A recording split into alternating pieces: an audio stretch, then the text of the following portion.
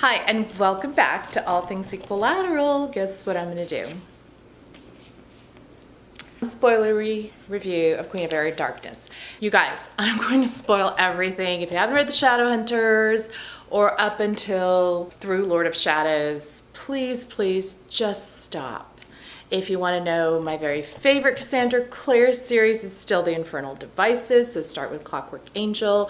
You will not be spoiled for anything in here. There are a couple of things that I need to talk about, you know, my feelings. So, Queen of Air and Darkness, 800 some odd pages of lusciousness. I started this, thank you Amazon. I started this on Kindle and Audible, and that whisper sync thing works so fine. Let me tell you, if you are a super busy person, it's worth it, because I would read the Kindle late at night and I would listen to Audible in my ears when I was driving around the day, and it worked so smoothly to listen to, like, I don't even know, I think it's like 33 hours, and I listened to it at 1.5 speed, which seemed to work well. The narrator for Queen of Air and Darkness is the same as Lord of Shadows, and he's the dude Spike from Buffy. I don't know, I've never watched Buffy. People like him. I think he's just okay. Like, he's not the best and he's not the worst. He's just okay. I don't like some of his characterizations, just gonna throw that in there. I can't even remember. I didn't take good notes because I was between the Kindle and an Audible, so I need to sit down and read this massive volume and make my notes like I usually do, all my Post-its. So I'm gonna reread it, I think almost immediately. I'm in this weird space because when you finish something like this and it's the series ender, you kind of have like a moment of like, whoa, digestion, what just happened? What did I just read? And I'm right in the middle of that moment. So was it good? I give it 4.5 out of 5 stars. The negatives, let's go through those, shall we? Way too long. Reminded me of City of Heavenly Fire, which in retrospect, in fact, I didn't like the second half of the Shadowhunters series. I need to go back and read from City of Bones on, but starting with City of Fallen Angels and then Lost Souls and then Heavenly Fire, I just didn't like it. I didn't like it primarily for the villain. We all know who he is, Jonathan. I just didn't like where he went. I didn't like the fact he was resurrected. I didn't like him, period. I didn't like his death. But now I'm reviewing the Shadowhunter Chronicles, and well, I guess this is all Shadowhunter Chronicles. The Mortal Instruments. The Dark Artifices. So this reminded me a little bit of that. I think Cassie must have a giant spreadsheet where she pairs together pairings of characters, not even couples, like, you know, like Christina and Emma have their moment, and then Emma and Julian have their moments, hello, and then Jem, hi Jem, he comes back in, and the whole time I'm reading like, where the heck is Jace? And then we find out, okay, Jace is in. So she has these like pairings, pretty much pairing every character with each other, thus, you know, 880 pages. Do I think those are necessary? I don't know. I think it slowed the book down a lot. Did we find out the backstories of characters, and did we find out a lot of like really not vital detail, but nice to know detail? Yes, we did. So, you know, that was all good, but that was what was good about City of Heavenly Fire too, and that was also what kind of brought down my rating, though I think in retrospect I gave it all 5 stars because it's Cassandra Clare, and I love these characters to pieces. I gotta talk about some stuff. Yo, you guys. It is Cassie. We do kind of sort of get the ending that we wanted. I was very relieved to see that the Parabatai Brune will live on.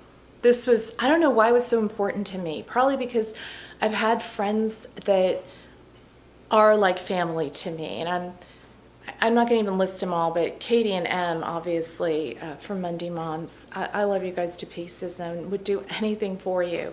So that construct in the Shadowhunter world was important to me, and just the idea that this rune could be just done away with so quickly was a little too convenient. And props to Cassie, she made us really wonder and think and worry. that was awesome. I love the ending. I love the way it came around. I love the fact that the rune is not destroyed. Okay. I know. So, and the ceremony that comes with it. A little convenient there for Emma and Julian, but I love them so much. I wanted them to have their happily ever after, and they got it. Jason, Clary are still there, and Tessa and Jem. I love the fact that they took Kit. I think it's wonderful. I foresee that Emma and Julian going on their year abroad trip are going to have their own set of short stories. Wait for it. I'm sure it's coming. I hope it's good. I've really enjoyed parts of Shadowhunter Academy. I adored the Shadow Market stories, so I hope it's more like that and less like the Bane Chronicles, which were very all over the place. The characters weren't consistent. I've talked about them.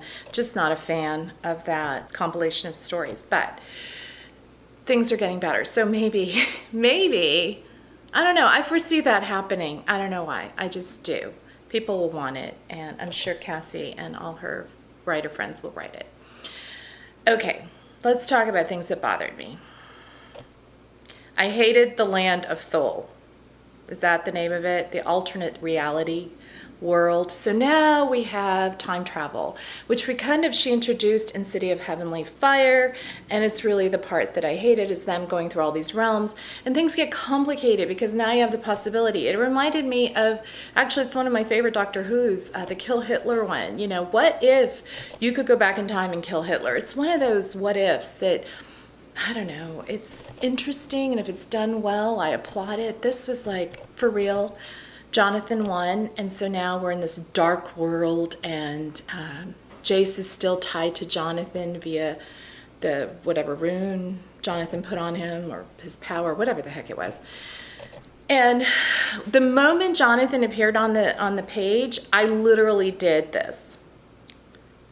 I mean, the eye roll, like, oh my God, of course he's back. Why don't we just keep resurrecting him through every single modern day, because it starts with City of Bones, iteration of this series? I am done with Jonathan. I don't care. And then you find out that, oh yeah, Jonathan had a child with the Seelie Queen named Ash. So, great. We have an alternate world, and we have the same villain from the previous however many books, it seems like forever, 4 I think. And then you have, he sired a son.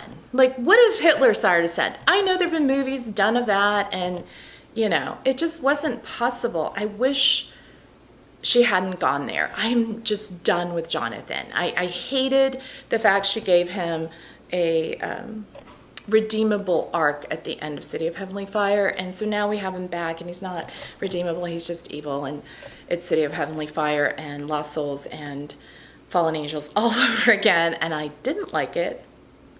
So there's that. Ash is a minor character that the Seelie Queen, who is supposedly his mother, and Annabelle, who was the villain in here, that, you know, they're kind of like, they both want this child, this teenager. I don't know, she's mad, right? I mean, Edgar Allan Poe wrote about her, so there's that. But seriously, you know, now she wants this kid, and I don't know, it was eye-rolly, and I hated that part. I almost put it down and just thought, you know what, I'm not in the mood for this crap right now. But I kept going, which was really good, because the whole point of Thule is to kind of set things up for things that happen later on. So I get it, Cassie, thanks for making us live through that. The other thing that I did not like was the whole Christina, Kieran, and Mark triangle. Not on like even a moral basis. You all know I'm a mom and whatever, but it was just a weird thing to read. And now I can't unread it. And not for the reasons that you might think. Again, like I said, there's, you know, morally, I really don't care. I believe in the John Lennon theory of that. Whatever gets you through the night is all right. But it dragged out, and it was unnecessary. And they ended up with their happily ever after, very convenient. So, you know, Christina gets to travel back to Mexico. Mark is going to go help Alec in New York, and Kieran, who is now the Unseelie King, they all get to meet like once a year in a little cottage and do what they do. They love each other. It's a love triangle. It's a very sexy love triangle, and I find it that's my expression. So I know that, you know, like plural relationships or whatever, open relationships happen in life, but I could have done without it. And it also seemed very contrived. Let's just say that. I don't know. Cassie, diversity, it's her thing, but I could have done without this part, just saying, to each of them. Okay. So, things I loved. I loved seeing Jace. I even loved alternate world little Jace. I freaking love the ending. Just when, you know, she gives us that happy spot to land, and everyone is paired off and everyone's happy and in their cottages traveling the world, blah, blah. Even Kid has a home, which I was very happy about, you know, with Jem and Tessa. Alternate world Jace comes to the Seelie Queen, who is a little miffed that everything worked out so well for the Shadowhunters, and that ending. So, what's gonna happen? Clary's in danger once again. Is alternate world Jace, like, is he still in there? Is the Jace that we know and love still in there, or is he consumed by, I roll, Jonathan? We don't know. We don't know. And she leaves it open-ended, and I loved it, and I didn't like it at the same time because I want Cassie to write something different, but at the same time, I love it. So rock, hard place, Sophie, right? Anyway, so open-ended, who knows? Do I foresee more in this series? Probably. We're probably going to see more. In fact, I think we are, aren't we? We're supposed to. I've lost track. I'll link Cassie's information down below. You guys can follow. But yeah, it's definitely a cliffhanger. So thank you for that. Other things I loved are Kit and Ty. I love their relationship. I love the whole plot line of Ty wanting to get his sister back. We're trying to resurrect her. That was awesome. I love that, and that was perfectly paced and not drawn out. So thank you for that. I also love the fact how Cassie mirrored what's going on in the United States with our politics, and she brought it into the Shadowhunter world. It was so perfect. When they said they wanted to build a wall around Fairy, you guys, I mean, I nearly like lost it with like clapping in my head because it mirrored some of the nonsense that we're going through and some of the heartache, actually. So bravo, Cassie. I'm kind of all over the place on this review. I kind of want to keep it short. I talked about a lot of what I didn't like and very little about what I liked because there's so much in here that I really loved. And as I reread it, my thoughts might change. So I might wait to write my Goodreads review. I don't know, I may not. What did you guys like about it? Did you read it yet? And what didn't you like? Let me know down below in comments. Give me a like. Please subscribe. And, you know, hit the bell icon because you never know when I'm going to post. Thanks so much for watching this. I know book reviews don't get a lot of views, but I had to kind of just spew this all out. So thank you for letting me spew. And, you know, enjoy your holidays.